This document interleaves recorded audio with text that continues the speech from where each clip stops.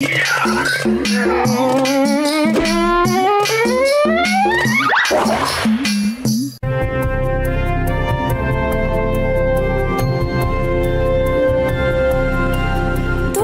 ঢাকা পাহাড়ে থাকে সেই ছোট্ট হাইডি, দিনগুলি কাটে তার আপনজনের সাথে। হাইডি আলোর ফোয়ারা তুমি, হাইডি খুশির ঝর্ণা তুমি, হাইডি বাঁচার স্বপ্ন তুমি, বাঁচার স্বপ্ন তুমি, বাঁচার স্বপ্ন তুমি।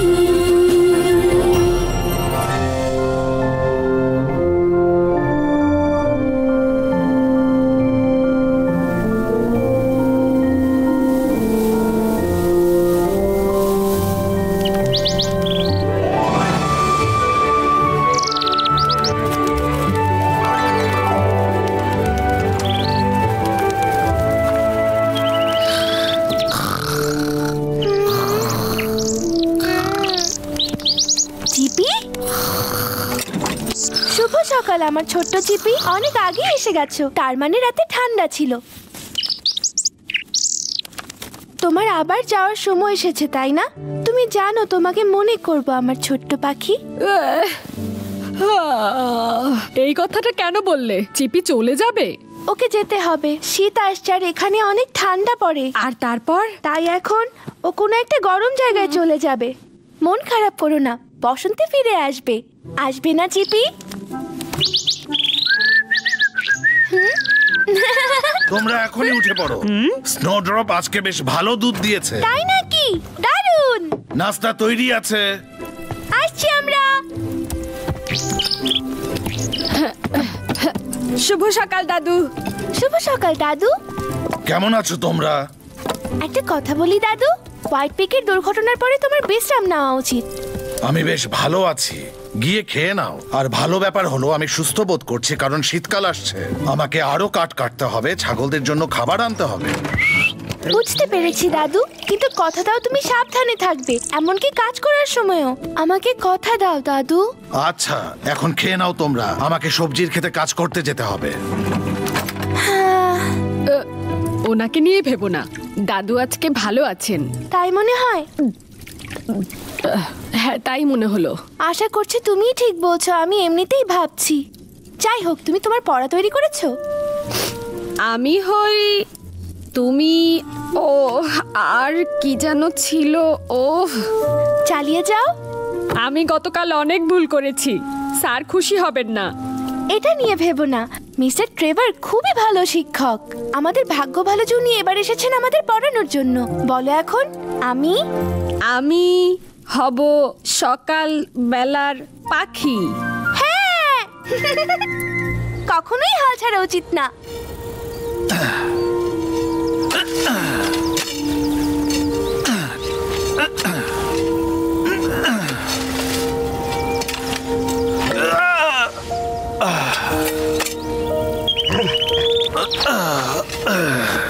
দিনটা ভালো যাক দাদু, নিজের খেয়াল রেখো। হ্যাঁ, এত ভেবো না। বিদায় দাদু। ঠিক মতো পড়াশোনা করো, পরে দেখা হবে। তুমি জানো রিকো, কি? পিটার আজকে তার ট্রি হাউস বন্ধ করে দিচ্ছে শীতকালের জন্য। বসন্তে আবার এটা খুলে দেবে। তাই নাকি? হ্যাঁ, আর তাড়াতাড়ি করলে ওকে আমরা চমকে দিতে পারবো রিকো। আচ্ছা, চলো আগে ওখানে যাই। ঠিক আছে। এই দাঁড়াও।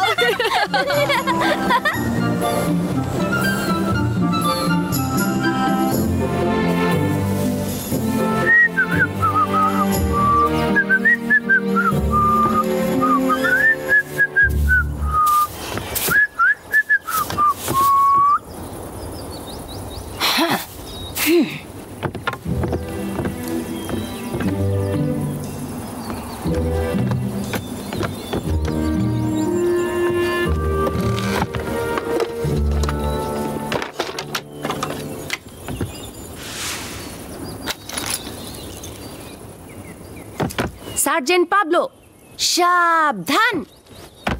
জি স্যার, জেনারেল স্যার। তুমি স্পেনকে যে সেবা দিয়েছো তার জন্য ধন্যবাদ স্বরূপ বীরদের এই মেডেলটা গ্রহণ করো। ধন্যবাদ ধন্যবাদ জেনারেল, অনেক বড় সম্মান। হ্যাঁ? কারো সাথে না, কিন্তু তোমরা দুজন কি করছো এখানে? আমরা জানতাম তুমি ট্রি হাউসটা বন্ধ করে দিচ্ছ, তাই ভাবলাম এসে তোমাকে সাহায্য করি। তাই নাকি? কিন্তু গোছানো শেষ। আমাকে শুধু স্কুলে যাওয়ার পথে আমার বাক্সটা বাড়িতে রেখে যেতে হবে। ওটা কি? ওটা আসলে এটা হলো একটা মিলিটারি মেডেল। পিটার বানিয়েছে এটা, দেখতে ওর বাবারটার মতো, তাই না? তোমার বাবা কিভাবে মেডেলটা পেয়েছে পিটার? সে এক বিশাল কাহিনী। ওকে বলতে পারো, আর তোমার আঁকা ছবিও দেখাতে পারো। হ্যাঁ পিটার, বলো আমাকে। ঠিক আছে।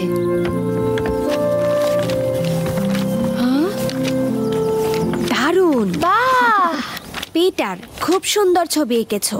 ধন্যবাদ। আচ্ছা শোনো, বাবার নাম ছিল পাবলো। সে স্পেনে থাকতো। এক গ্রীষ্মে উনি ফসল কাটার কাজে ডরফ্লিতে আসেন। তার আর আমার মায়ের একে অপরকে খুব ভালো লাগে। তারা বিয়ের প্রস্তুতি নিচ্ছিল, কিন্তু আমার বাবা তার দেশ থেকে যুদ্ধের ডাক পায়। যুদ্ধের পর তার ফিরে আসার কথা। তারপর? কিন্তু সেই যুদ্ধ অনেক দিন ধরে চলে। সরকারের জন্য, গণতন্ত্রের জন্য, চার্লস দীর্ঘজীবী হোক। শুরু করো।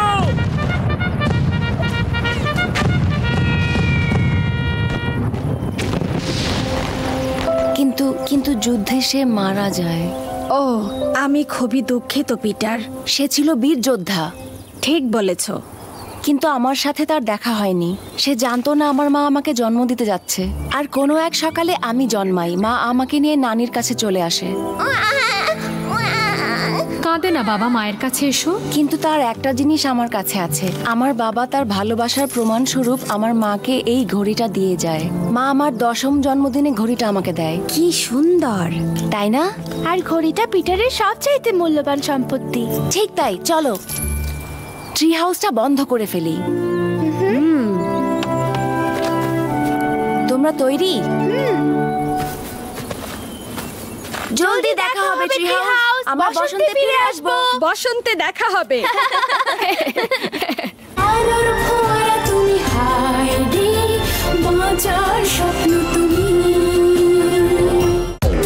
আমরা দেখছি হাইডি নিউ অ্যাডভেঞ্চার্স।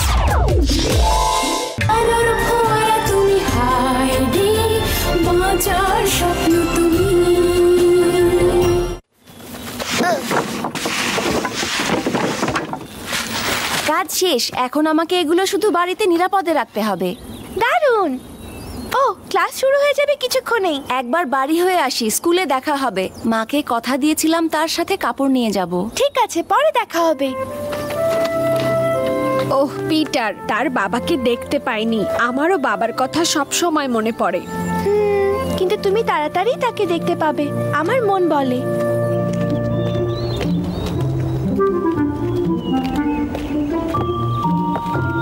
আর 5 মিলে হলো 9।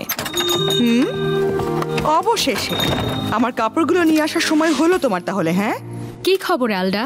ভালো ভালো, কিন্তু এতক্ষণ অপেক্ষা করাটা সত্যিই বিরক্তিকর। মা অনেক রাত পর্যন্ত কাজ বাদ করে। দাও, আর পিটার, এটা কোনো ব্যাপার না। আলডা, তোমার কাপড় এই ঝুড়িতে আছে। ঝুড়িটা ওপরে রাখো পিটার, যেন আমি সব পরখ করে দেখতে পারি। এই যে কি বলছেন আপনি? আমি আপনার চাকর না। থামো পিটার, আমি নিজে করতে পারবো। তোমাকে ধন্যবাদ। তুমি বরং স্কুলে যাও। পরে দেখা হবে মা। আবার দেখা হবে বাবা। মনে হয় সব সময়ের মতোই আমার কাজ তোমার ভালো লাগবে আলডা। আর যদি ভালো না লাগে আমাকে অবশ্যই জানাবে। আমাকে এখন এগুলো নিয়ে হান্স আর বারবেলের কাছে যেতে হবে। আমি পরে এসে ঝুড়িটা নিয়ে যাব। ঠিক আছে।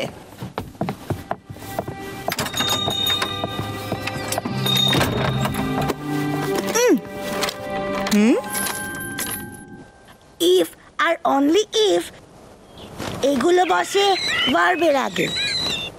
খুব ভালো উইলিয়াম, তুমি এখন বসতে পারো। তো যেহেতু আমাদের হাতে এখনো আরো কিছু সময় আছে, চলো আমাদের দেশ সম্পর্কে জানি। কটা বাজে? ঠিক আছে, আমরা কিছুটা হলেও এই বিষয়টা। আমার ঘড়ি নেই তো। তুমি কি নিশ্চিত? হ্যাঁ। কি হয়েছে পিটার? শুনুন স্যার, আমি কি যেতে পারি? জরুরি দরকার। আর আমিও কি সাথে যেতে পারি? কিন্তু কি জন্য?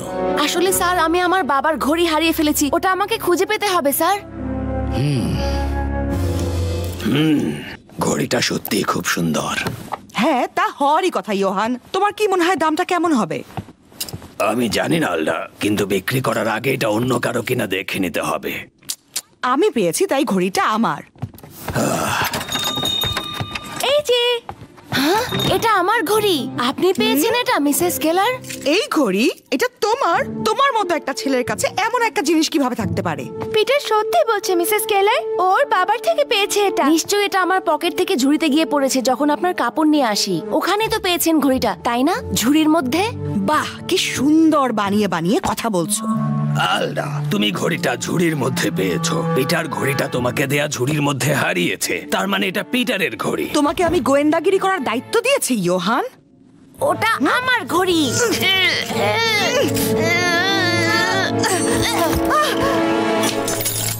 না, এটা হতে পারে না।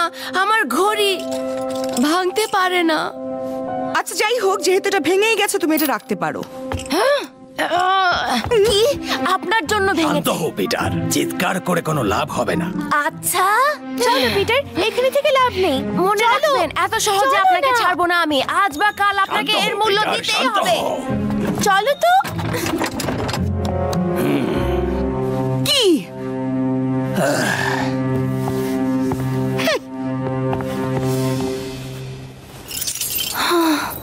আমার বাবার ঘড়ি, এটাই ছিল শুধু আমার কাছে। আমি ভীষণ দুঃখিত পিটার, মেরামত করা যাবে হয়তো এটা।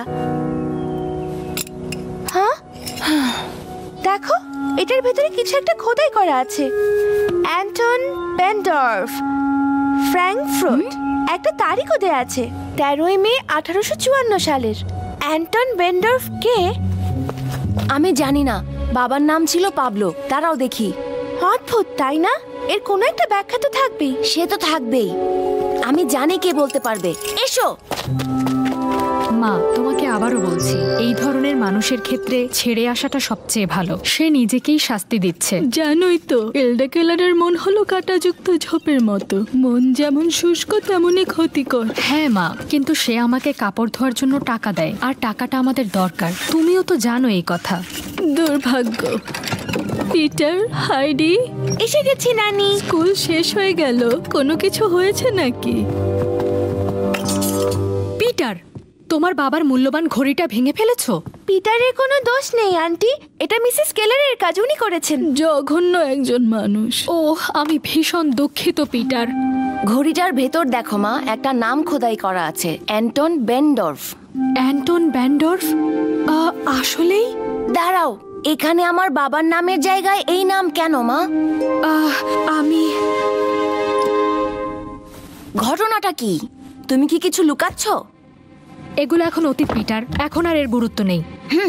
বাবার সাথে সম্পর্কিত সবকিছুই গুরুত্বপূর্ণ। আর আমি তোমার মা, এবং আমি বলছি যে গুরুত্বপূর্ণ হলো তোমার স্কুলে যাওয়া। যাও এখনই। আমি বড় হয়েছি, কোনটা গুরুত্বপূর্ণ সেটা আমি বুঝি। আবার দেখা হবে। পিটার, দাঁড়াও আমার জন্য। আমরা এটা নিয়ে কথা বলেছিলাম ব্রিজেট, একদিন না একদিন এমনটা হতোই। আমি জানি মা। তোমরা এখন যেতে পারো, আর কালকের জন্য 3 নম্বর অধ্যায়টা পড়ে আসবে। ভালো থেকো সবাই। আমার জন্য অপেক্ষা করছে। চলো, বাসায় যেতে হবে তাড়াতাড়ি। চলো তেরেসা, আমরা বাসায় যাই। পিটারের জন্য চিন্তা হচ্ছে, ওকে খুঁজে পেতে হবে। ওই তো ওখানে পিটার।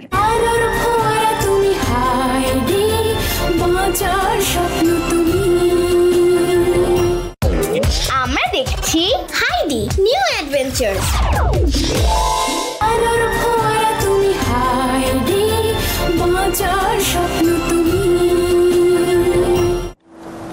পিটার,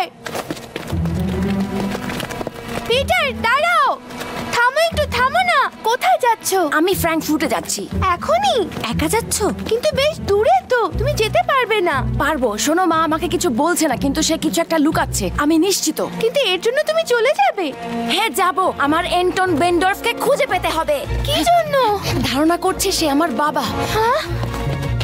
থামো, টাকা ছাড়া তুমি ট্রেনে কিভাবে উঠবে? সেটা দেখা যাবে। টাকা ছাড়া যেতে ওর অনেক কষ্ট হবে। ব্রিজেট আন্টিকে জানাতে হবে এখনই।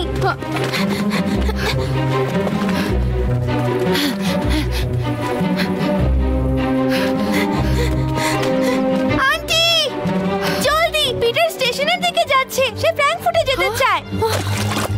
এই রিকো, তুমি নানির সাথে থাকো, আমরা চলে আসবো।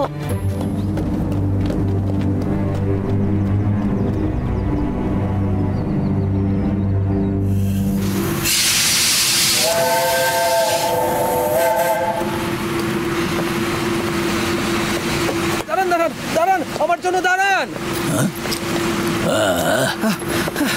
ধন্যবাদ, আমি দুঃখিত, টিকিট খুঁজে পাচ্ছিলাম না। ও আচ্ছা, জলদি উঠে পড়ুন। স্পিগেনহাইম মাইন ফ্রেন্ড আর ফ্র্যাঙ্কফুর্টের ট্রেন ছাড়তে যাচ্ছে, সবাই সরে যাবেন।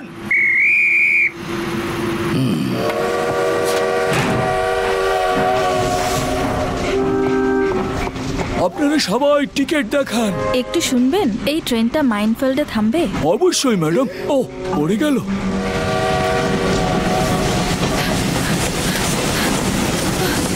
ও পিটার,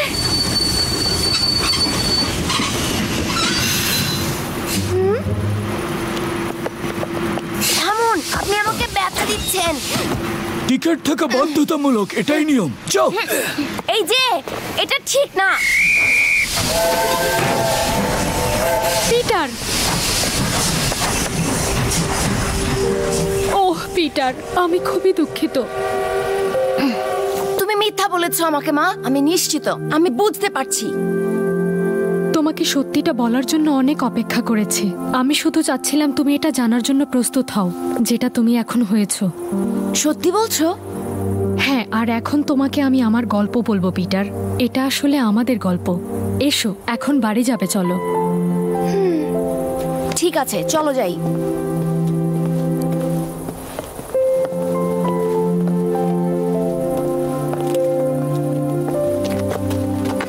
তুমি ঠিক ধরেছো, তোমার বাবা আসলে স্প্যানিশ সৈন্য ছিল না, তার নাম ছিল অ্যান্টন। সে ছিল জার্মানি। ফ্র্যাঙ্কফুর্টে থেকে সে ঘড়ি বানাতো। সে বিভিন্ন ধরনের ঘড়ি বানাতো। বছরে অনেকবার সে শহর থেকে শহরে আর গ্রাম থেকে গ্রামে যেত এগুলো বিক্রি করতে। সেই বছর সে আমার বোন সোফির গ্রামে আসে, যখন আমি সেখানে তাকে সাহায্য করছিলাম।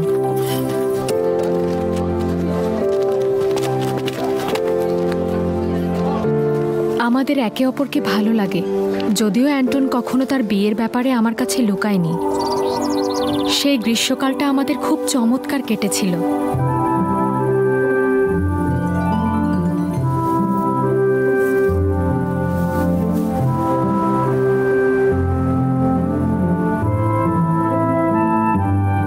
আমরা ভবিষ্যৎ নিয়ে কথা বলতাম না, কারণ আমরা জানতাম আমাদের আলাদা হতে হবে।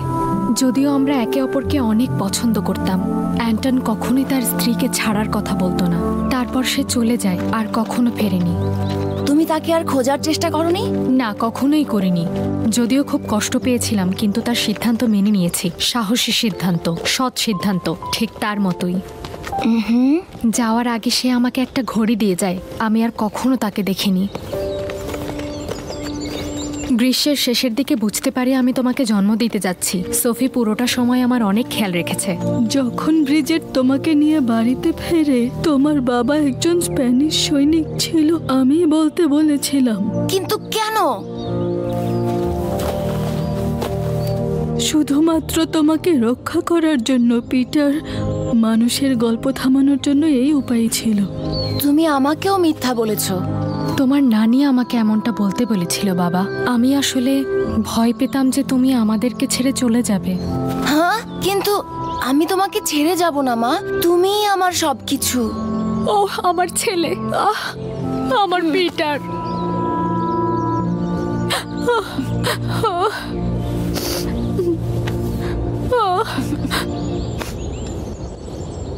তোমরা কি বিশাল এক বোল দুধ, সাথে এক স্লাইস পাউরুটি আর কিছুটা পাহাড়ি মধু খেতে চাও? বলো তো। অবশ্যই খাবো। তাহলে তো খুব ভালো হবে নানি। তাহলে ভেতরে চলো। হ্যাঁ, চলো আমরা বাড়ির ভেতর যাই মা। এই মা, তোমার কি মনে হয় বাবা এখনো ফ্র্যাঙ্কফুর্টে আছে? আমি জানি না পিটার, হয়তো বা থাকতেও পারে।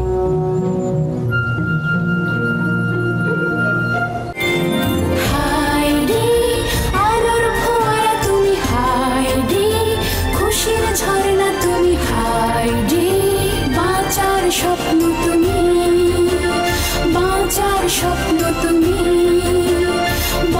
আমার স্বপ্ন তুমি